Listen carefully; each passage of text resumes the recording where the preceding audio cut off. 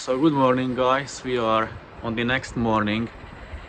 Here is the EGR cooler and I failed cleaning it, and because as you can see there are the channels, the cooling channels, and they are fully blocked with carbon, so the exhaust gas cannot go through it because like it's fully blocked. We've tried like the DPF cleaning fluid, we left it overnight, it didn't clean it. Then we tried with the wire, like pushing through the holes. It takes ages, it didn't really work.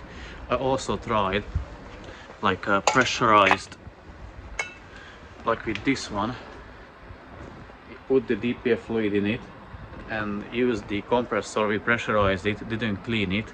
So now what we are going to try is I'm going to use the ultrasonic cleaner again, put it there like for 3 runs, so the EGR cooler gets up to the temperature, and then I'm going to let it sit in automatic transmission fluid and try cleaning after with carb cleaner, and we'll see the results. So I really hope it will work. If not, the owner will have to get another one. Like I would recommend him to getting a used one, because a brand new one costs it costs 800 pounds. So yeah, we're trying to clean that and see the results.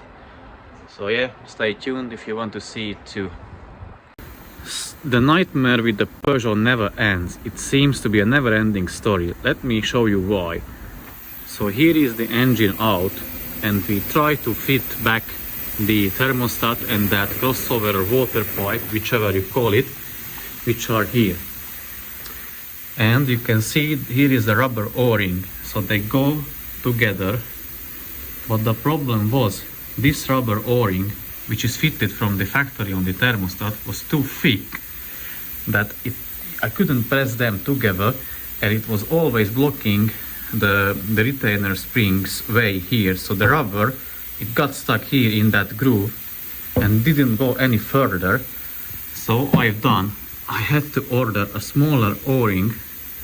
I'm going to replace it and then fit it together, put that retaining clip and try to test fit to the engine. If it fits, I'll fit it back, put back the intake manifold and put it back to the car, and finally I can assemble everything back together and I can return that car finally to the owner. So guys, I'm sitting in a 2.2 Skyactiv Mazda diesel. It's a 6 series. I have the hood and my vest on me because it is very cold outside. It's chilling, freezing. So back to the story. It all started, the owner texted me, today is Thursday, I guess he texted me Monday or Tuesday, I'm not sure. He is a subscriber of mine and he was watching my videos before because he's got the same model or same engine which I cover a lot. So he thought that it may be useful in the future for him. I guess he didn't think that it will be like relevant as soon as now. So the story goes like that. He started up the car and all of the fault codes just came on like straight away, like nearly all fault codes. I didn't see anything like that before. I'll edit the pictures which he sent me, what kind of codes he has, and asked me what to do, and I said I don't know. It's like he's got low oil pressure fault codes, cylinder misfires and whatnot. I can't really remember at the moment, but I'll edit the picture here in the video. So I told him, like, if he wants the car get fixed by me, if he's got on his insurance a breakdown cover, and fortunately he had. So he told me that he's gonna call the guy and after he called the guy went there, fired the car up, and only 2 codes came back, which I'll edit the picture of them as well. So only 2 codes came back, and the breakdown cover guy told him it's safe to drive, you can drive it. So he drove it down to me straight away because he lives close to me, and the car is here from then. We checked because it was like night, like evening time when he got here. We checked for fault codes. It was everything like deleted, the fault codes were deleted, but I checked the live data and I seen the issue, and in this video I'm going to show you what to look for, what to check, what the values should be, and how to determine what's wrong with the car if you, let's say, don't have codes, or you don't know about anything these engines, or you just want to make sure that they are in the values or in the area when it's safe or when it's good where they should be. So I already opened the bonnet and tried to inspect with the bore scope through the oil filler cap. So took off the oil filler cap and put the bore scope there. I was looking for oil sludge. I actually couldn't move the bore scope down there so I could see anything. But what I noticed straight away was that the intake camshaft, the lobe, has like a scoring mark on it. Now I'm going to plug the diagnostic tool in and check for live data. Hopefully the car will start up, and then I'll remove the valve cover to further check and discover the issues with this car. I guess 90% I'm sure that the oil pan has to come off as well, because he's got the blocked oil strainer, but I will explain that in a short period of time. So let's switch the camera, start up the car. First I just turn the ignition on, check for fault codes, check the live data, and then I'll switch on the car, turn on the car, the engine, and then check for live data. So I just switched on the ignition and already the vehicle system inspection required message came on. My diagnostic tool is still booting up.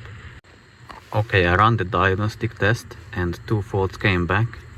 I guess the first one, this one, is just a communicating error or something. It doesn't matter. I'm interested in the ECU at the moment.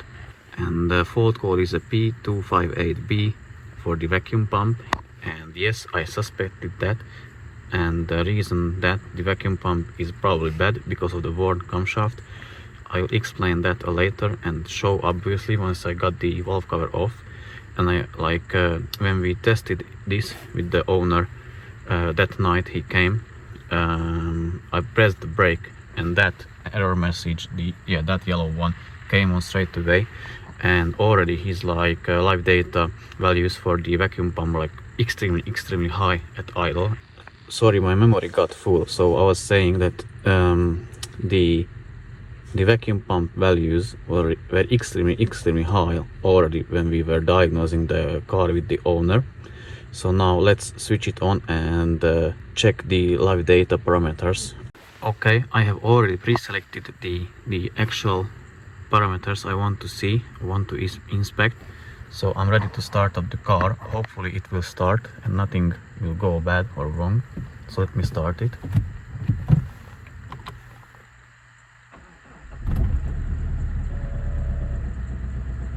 Okay, it did start it. It has a knocking sound. It's not really nice sound. So you can see the brake booster is like quite high.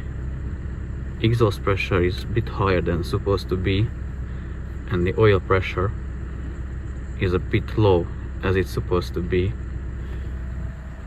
Although no check engine light, but the idle is like quite high. And the red triangle is still on. And the value for the vacuum pump doesn't go back to 7.6, so it is too high.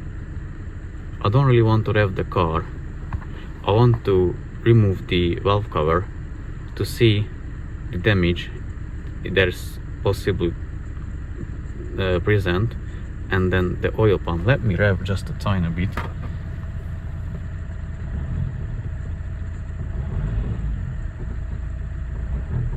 Okay, I turned it off because it has like a knocking sound. Let's check the values again.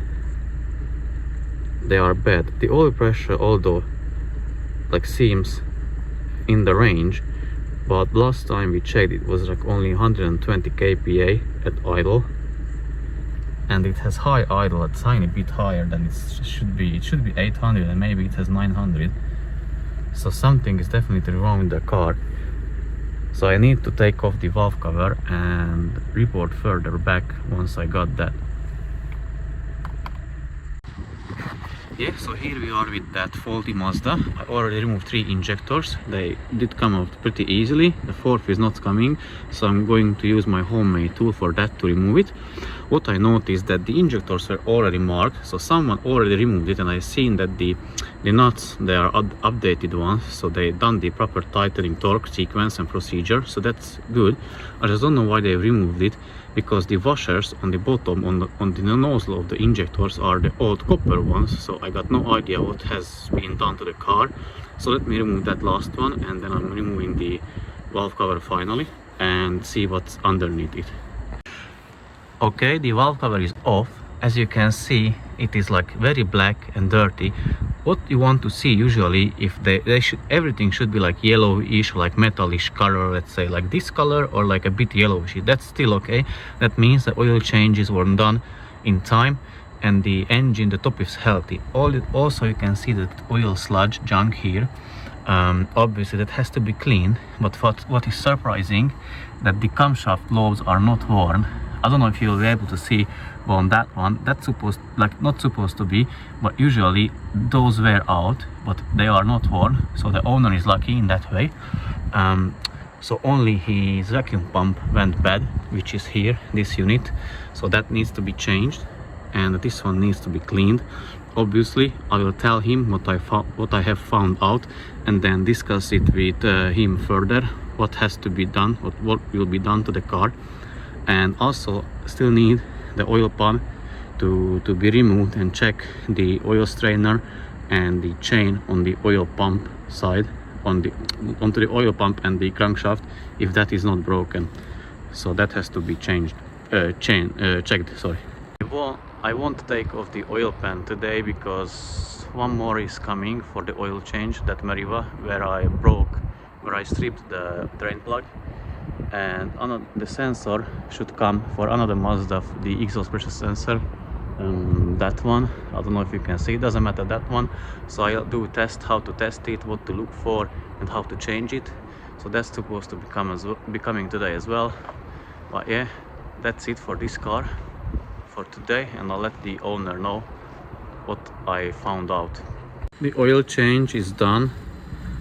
As you can see, my father-in-law welded a bolt to the drain plug with that one. It's a 5-in-1 welder. My father got it. I really like, because we haven't tried it properly, but I'm fascinated and curious to see the plasma cutting feature of that. So let me know in the comment section if you would like to see how it does, what kind of job it does. I already removed the valve cover from that Mazda. I still need to inspect the intake manifold for carbon buildup, which I'll do shortly, and then finally putting back the water pipe or crossover pipe and the thermostat to this 1.6 HP engine, and we can put it back to the RCZ. The owner of this Mazda also asked me to do checks, so I removed the temperature sensor from the intake manifold, and I'm using my tiny bore scope and checking it. I already checked, but I wanted to show you how it is looking like from inside. So I put that down in the hole, and here is what it sees, and as you can see, it is dirty, full of carbon. So yeah, this one needs the carbon cleaning as well. I will let the owner know. I still need to remove the oil pan to find out what's the situation down there, but it won't going to be today, as I got other stuff to do with cars. So please stay tuned if you want to see how that turned out. We ran that EGR cooler in the ultrasonic bath, and as you can see, it is 76 degrees, the water in it. So we ran there. Now it has a better flow, the EGR cooler, which is here. So it flows through it, but still not 100% as I want it to be. So we blocked one end of it, and we're going to fill it from here with automatic transmission fluid, put it into the bucket and let it sit for overnight, and then check back tomorrow morning. So stay tuned if you want to see the results. This is the water coming out from the ultrasonic bath after the EGR cooler was ran there, I don't know, maybe 5-6 times.